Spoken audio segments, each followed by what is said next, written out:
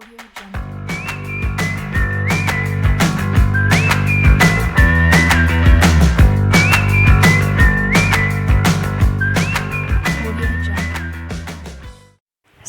warahmatullahi wabarakatuh. Hari ini kita akan belajar materi tentang sifat koligatif yang pertama, yaitu tentang penurunan tekanan uap. Nah, sebelum masuki materi tentang penurunan tekanan uap, kita harus paham dulu nih definisi dari tekanan uap. Tekanan uap adalah tekanan yang ditimbulkan oleh uap yang terbentuk dari zat cair yang berubah menjadi gas. Nah, di sini ada dua ilustrasi gambar yang sudah saya sediakan. Ada percobaan 1, kemudian percobaan 2. Percobaan 1 adalah gelas yang berisi air sebanyak 100 ml. Nah, air 100 ml ini kemudian dipanaskan.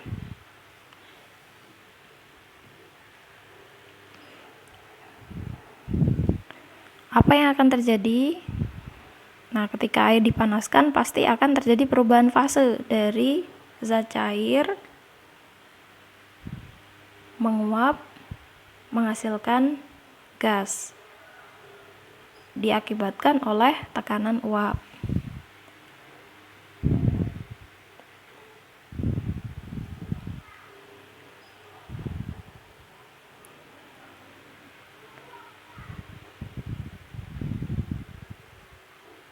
Dari sini kita bisa menyimpulkan bahwa semakin banyak gas yang terbentuk, maka tekanan uap yang dihasilkan pun juga semakin besar. Nah, pada percobaan yang kedua yaitu gelas yang diisi larutan NaCl sebanyak 100 ml. Nah, apa bedanya dengan percobaan 1? Percobaan 1 hanya terdiri dari satu jenis zat, di mana di dalamnya hanya terdiri dari 100 ml air. Sementara pada gelas yang kedua terdiri dari dua jenis zat, yaitu NaCl sebagai zat terlarutnya, kemudian air sebagai pelarut. Larutan NaCl ini kemudian dipanaskan. Sama dengan gelas yang pertama, pasti akan terjadi perubahan fase dari zat cair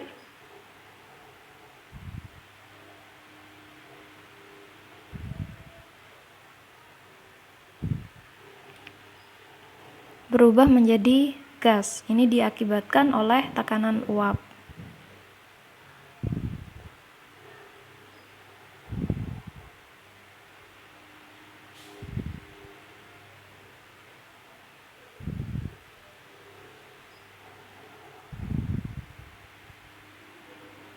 Nah, sama dengan kesimpulan tadi bahwa semakin banyak gas yang dihasilkan, maka tekanan uap yang terbentuk pun juga semakin besar.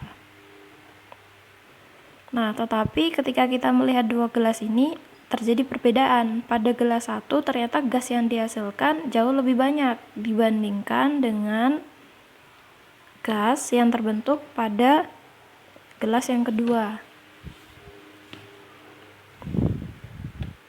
Padahal isinya sama-sama 100 ml.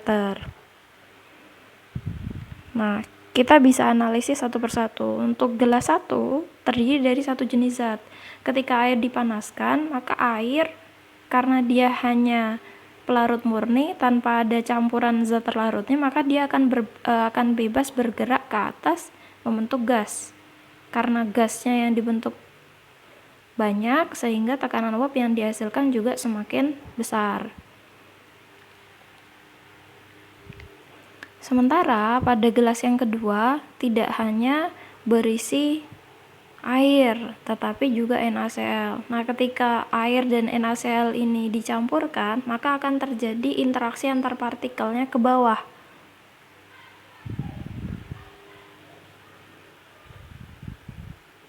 Nah, semakin banyak partikel yang berinteraksi ke bawah, akibatnya apa? Gas yang dihasilkan justru semakin sedikit. Nah, karena gas yang dihasilkan semakin sedikit, maka tekanan uap pun juga semakin kecil.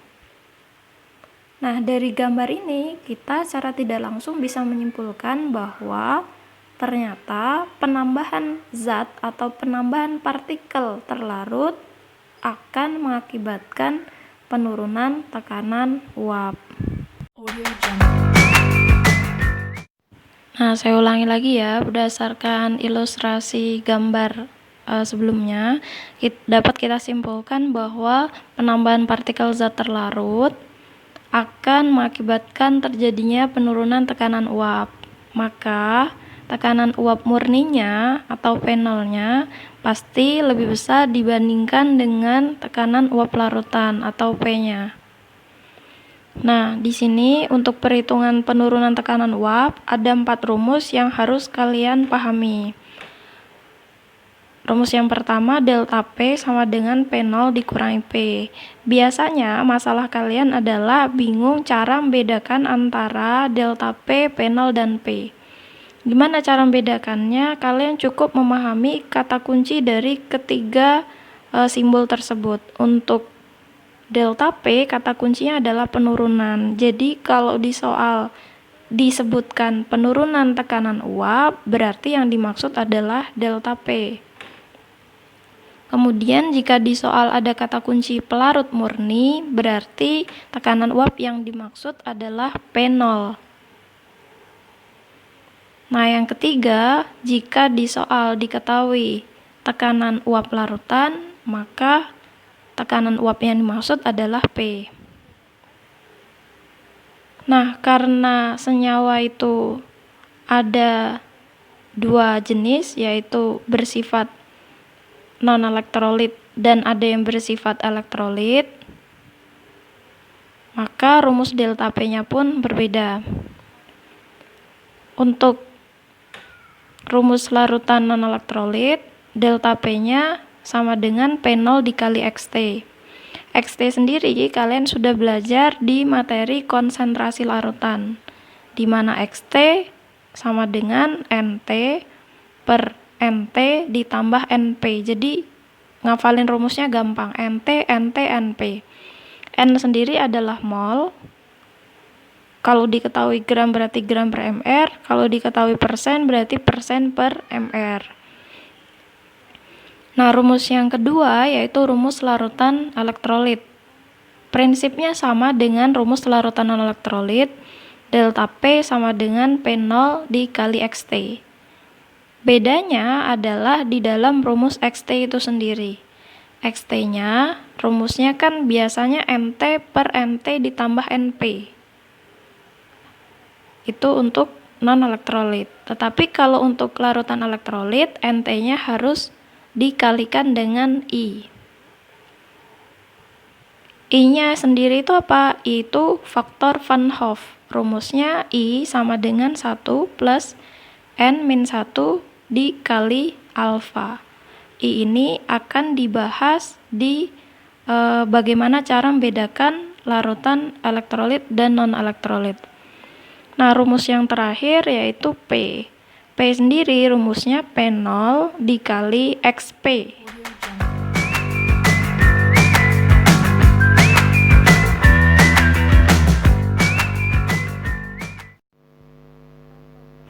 Nah, sekarang kita coba untuk latihan soal nomor 1. Di sini diketahui sebanyak 30 gram urea. Jadi diketahui urea itu rumus senyawanya CO NH2 2 kali. Karena di dalamnya ada unsur karbonnya, maka dia disebut sebagai senyawa non-elektrolit. Ureanya sebanyak 30 gram dengan MR sama dengan 60. Nah, urea ini kemudian dilarutkan dalam air 180 gram. MR air adalah 18. Diingat-ingat karena air sering keluar soal, MR-nya 18. Urea disebut sebagai zat terlarut, sementara air disebut sebagai pelarut. Nah, di sini diketahui tekanan uap jenuh air murni. Karena ada kata kunci murni berarti P0. Maka P0-nya sama dengan 210 mmHg. Ditanya penurunan tekanan uap jenuh larutan. Penurunan berarti delta P. Nah, sekarang kita jawab. Rumusnya sendiri, delta P sama dengan P0 dikali XT. Diturunkan P0 sama dengan NT per NT ditambah NP. Tidak perlu dikali I karena senyawanya merupakan senyawa non-elektrolit. Delta P sama dengan, kita masukkan angka-angkanya, 210 dikali gram per mr zat larut berarti 30/60 per 30/60 ditambah massa pelarut 180 per mr nya 18. Jadi jangan sampai ada angka yang tertinggal.